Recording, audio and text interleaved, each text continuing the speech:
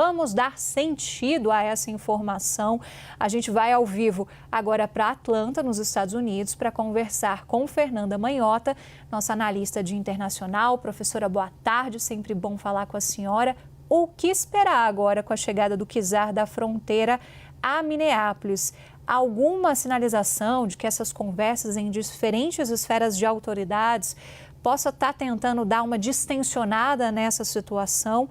Ou a chegada do Kizar pode provocar o contrário, inflamar ainda mais as coisas? Pois é, Isabel, boa tarde a você, a todos que nos acompanham aqui no 360. Acho que essa é uma boa palavra, Isabel, que você usou, né? Distensionar.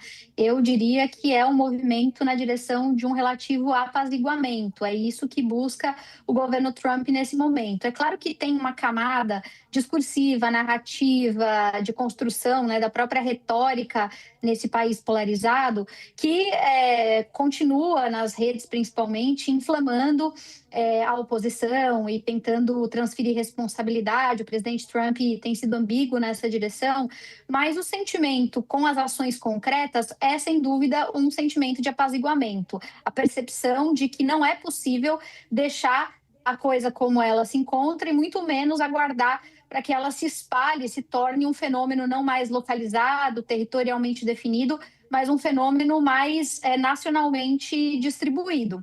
No momento, Isabel, boa parte dos Estados Unidos, inclusive um trecho bastante progressista que fica no norte do país, está enfrentando situações bastante severas, né, climáticas.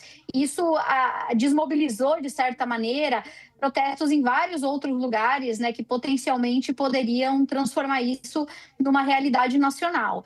De certa forma, isso favorece o governo Trump, que vai tratando o assunto como um assunto isolado. Mas não é um assunto isolado, e é esse o sentimento, né, que já existe em boa parte aqui da classe política e mesmo da opinião pública. Então, para evitar que a qualquer momento isso fuja ao controle, a ideia de enviar agora, Roman, para o estado em particular, é tentar garantir algum nível de coordenação, uma melhor organização do fluxo de comunicação também, né? E tentando, portanto, articular as forças policiais, o ICE, com as iniciativas políticas. Eu diria, Isabel, que nesse momento o presidente Trump está sob duas pressões muito específicas, né?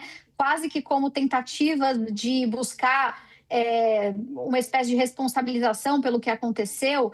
Ele está enfrentando, primeiro, o Congresso americano, principalmente no Senado, com mais de ali metade dos senadores ameaçando cortar verbas do ICE. Então, o ICE poderia ficar descapitalizado se essas iniciativas fossem adiante, o que para o presidente Trump seria bastante ruim, não só porque ia gerar uma insatisfação interna dentro dessas burocracias, desses grupos em particular que o apoiam, mas também, claro, porque isso refrearia a política imigratória nos termos que ele tem adotado dessa linha dura.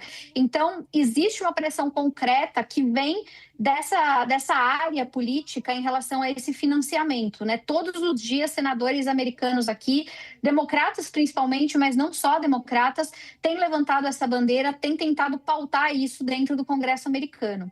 E a segunda tentativa muito objetiva que o presidente Trump vai tentando contornar com esse tipo de ação é a deposição, né, o pedido de demissão da secretária de Segurança Interna aqui dos Estados Unidos, né, a Homeland Security. A Kristi Noem, que eu até citei aqui ontem, ela é a cabeça de boa parte dessa articulação que está sendo conduzida na política imigratória. Ela que é republicana, já foi governadora, enfim, né, no passado, ela tem sido uma figura muito controversa. Ela é das que tem ido a público para defender, até antes de se investigar, as ações da polícia e do ICE, e ela gozou de um certo prestígio com o presidente Trump até recentemente.